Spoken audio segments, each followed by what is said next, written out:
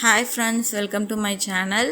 வாங்க நம்ம ஓட்ஸ் வச்சு பணியாரம் எப்படி பண்ணலாம் அப்படின்றத பார்க்கலாம். எனக்கு பணியாரம் ஓட்ஸ் பணியாரம்லாம் செய்ய தெரியாதுங்க. நான் என்ன பண்ணேன்னா யூடியூப்பில் நிறையா வீடியோஸ்லாம் பார்த்து போட்டு அதில் எனக்கு எது பெஸ்ட்டாக இருந்ததோ அந்த வீடியோ அவங்க பண்ணுற மாதிரியே அதே சேம் ப்ரொசீஜரில் பண்ணேன். பட் டேஸ்ட் அல்டிமேட்டாக இருந்தது, ரொம்ப நல்லா இருந்தது. ஆனால் அந்த வீடியோவில் சொன்ன மாதிரியே ரவையை எடுத்துட்டேன். அப்புறம் ஓட்ஸ் வறுத்து பொடி பண்ணி ரவை கூட கலந்து அரிசி நம்ம இட்லி ஊற்றுற மாவும் கொஞ்சம் போட்டுக்க சொன்னாங்க. ஸோ அதையும் போட்டுக்கிட்டு நல்லா கலந்து வச்சுட்டேன். ரொம்ப கெட்டியாக தான் இருந்தது.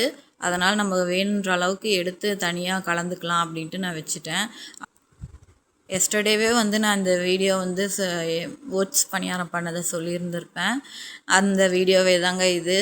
என்ன பண்ணலான்னா என்ன பண்ணாலும் எனக்கு இந்த பணியாரக்கல்லில் பணியாரம் சுட்டு எடுக்கிறது ரொம்ப கஷ்டமாக இருக்குது. அதனால் நடுவில் இருக்கக்கூடிய அந்த சுற்றி இருக்கிற அந்த 5 பணியாரம் தான் வருதே தவிர சுற்றி இருக்கிறதெல்லாம் வரவே மாட்டேங்குது. அதனால் இந்த பணியாரக்கல்லை நான் தூக்கி போட்டுடலான்னு முடிவு பண்ணிட்டேன்.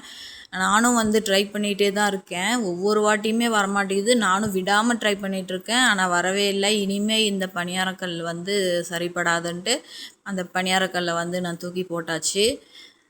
நடுவில் இருந்த அந்த பணியாரம் மட்டும் டேஸ்ட்டாக இருந்தது. அதுக்கு காம்பினேஷனாக சட்னி அவங்களே அந்த ரெசிபியில் சொல்லியிருந்தாங்க. அதே சட்னி தாங்க பண்ணேன், கார சட்னி.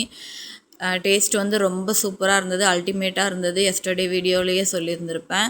அப்பா, ஒரு வழியாக பணியாரம் ஊற்றியாச்சு. ஏதோ ஒரு அளவுக்காவது வந்திருக்கே அப்படின்னு சொல்லிட்டு நானே சாப்பிட்டு நானே ரொம்ப நல்லாயிருக்குன்னு சொல்லிகிட்ருக்கேன்.